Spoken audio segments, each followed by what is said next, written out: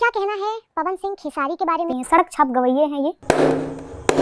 वाह दीदी वाह, लगता है कुछ ज्यादा जानकारी है आपको भोजपुरी इंडस्ट्री के बारे में।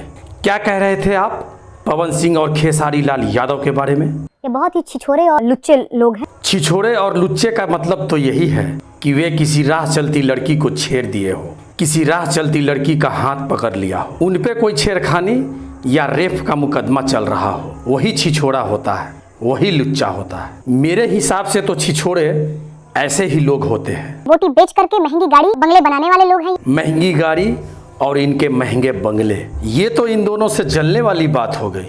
ये सब इनकी मेहनत का नतीजा है।